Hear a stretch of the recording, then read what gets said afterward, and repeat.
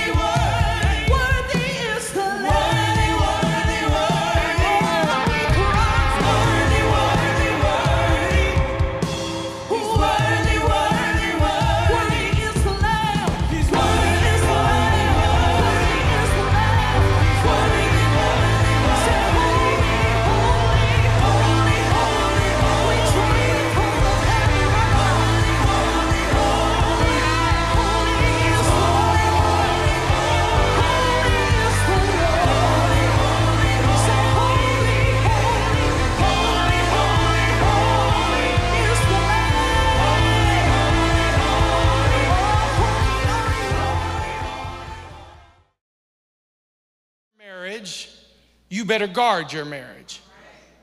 If you build a business, you better guard your business. Does that make sense? And here's what we understand through life in general, and I want you to write this down. Building will attract opposition. It makes me chuckle sometimes when people who are fired up for God come to me and say, Pastor, put me on the team wherever you need me. I want to serve for God. He brought me a mighty long way. And I'm all excited, and I'm rejoicing with him night and day as we begin to walk the pilgrim way. And then all of a sudden they come back about a month later and say, I didn't know living for God was going to be this hard. Some of the people that I've been best friends with, my ride or dies, my BFFs, now they're looking over their glasses funny at me, trying to say, who you trying to be? You trying to get in good with the pastor? You trying to do this? You trying to do that? And you're saying, and then they're saying, but Pastor, I'm just trying to run to my destiny. I'm just trying to fulfill my vision. Here's what happens. Opposition always comes when a building is taking place. The moment the wall began to rise and Nehemiah began to fortify the wall, stay with me, and begin to strengthen the wall, two dynamic duos, cousins called Sanballat and Tobiah, two people who were like trouble, came. And by the way, I just want to go ahead and say this out loud because I want you to have an ear to hear that they always come in twos. They always come in twos. Sanballat comes and Tobiah comes and they begin to mock Nehemiah and make fun of him. Look at you going to church. Look at you trying to do something for God. They making fun and they're mocking. And then when their mockery doesn't work, then they begin to threaten you. And this is what I know about a controlling spirit, AKA Jezebel, that if Jezebel can't control you, Jezebel will condemn you. In other words, those that can't control you will then condemn you. They will move from mockery. I feel this for somebody. They will move from mocking you to now threatening you. And then they begin to plot against Nehemiah because the enemy is really not concerned about what is laying broken on the ground. Where the enemy is deeply concerned is when you and I recognize that it's broken and we begin to restore it and say, not today, devil. I'm restoring my marriage. I'm restoring my faith. I'm restoring my family. Talk to me. I am in the mode of restoration because if the stones lay scattered on the ground, the devil's pretty much silent.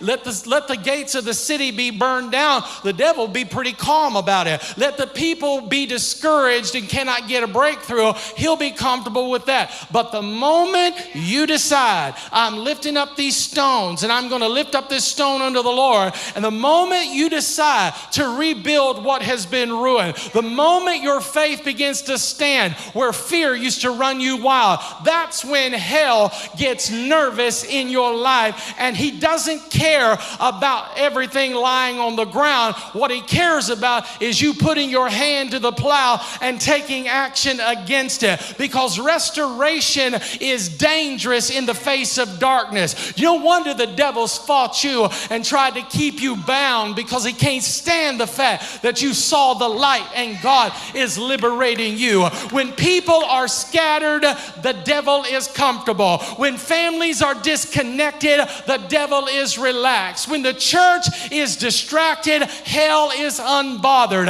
As long as we can sit and argue about politics, as long as we can argue about our opinions, as long as we can compare notes about our cultural upbringing, as long as we chase distractions, as long as we are busy but not aligned, the enemy doesn't have too much to do with us. But when somebody gets in alignment with the vision of God, when somebody says, I know that God has called us to more than this, and vision begins to rise, and unity begins to strengthen, hell starts showing its ugly head. Hell starts barking and making noise, because because unity creates momentum, and vision creates direction, and alignment creates strength.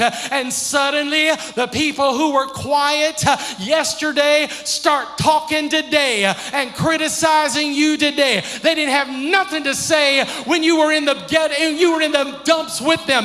They didn't have nothing to say when you were as broken and busted as they were. But the moment you said, I will arise out of this ash heap and let God lift my head out of this place, they now start criticizing you. Suddenly the people who never wanted to help you with anything have an opinion about everything.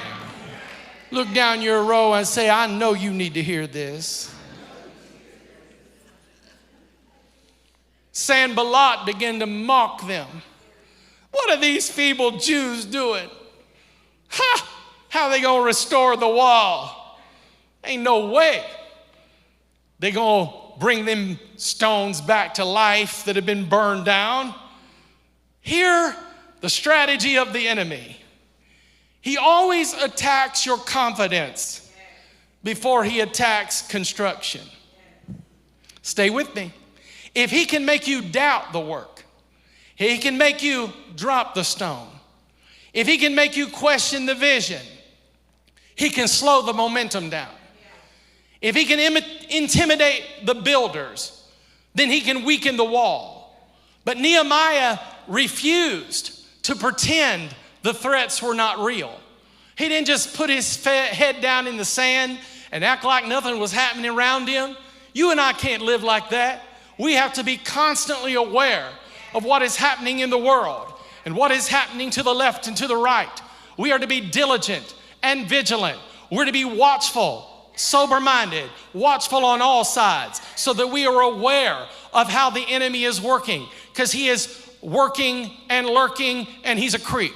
I just want you to understand that's who the devil is. But Nehemiah, he was aware. He didn't ignore the opposition. He knew there was pressure. He knew that they were coming against him. He didn't act like it was an imaginary thing that was happening, and if we just ignore it, it'll go away. He just knew it, but he also simply refused to be intimidated by it. I will not let this toothless devil, come on, I will not let the booger man, I will not let this old nasty spirit intimidate me. And the Bible said that he did not panic, and he did not do any, he didn't go have an anxious breakdown. He did not do that, but he prepared. And the Bible said that he prayed, and that he organized, and that he positioned watchmen on the wall. Because here's what I know, that faith does not mean that I pretend that there's no battle present. Faith means that when the battle's coming, I build anyway. Faith means that I keep stacking stones, even when I hear them whispering in the hallway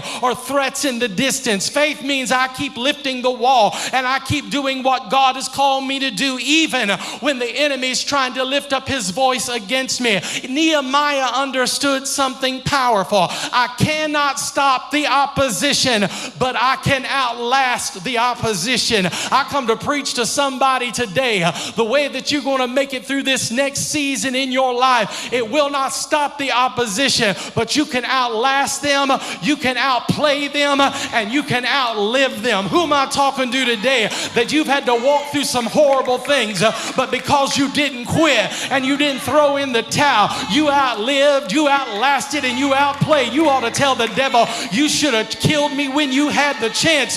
You should have took me out when you had the chance. All he wanted to do was scare me to the place where I wouldn't step out in faith and do what God wanted me to do. But I come to preach to a room full of people that said, I will not die, but I shall live to proclaim the glory of the Lord. You know there's opposition to your left, there's opposition to your right. When I get up every day, the devil's after me, but also I'm after him, because greater is he that is in me than he that's in the world.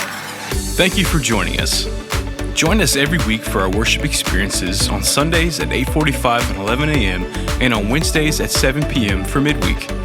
We have life groups available for all ages and children's ministry available for ages 0 to 11. Visit our website at bfwc.net for more information. We're saving a seat for you at BFWC, where we're maturing in Christ and reaching in love.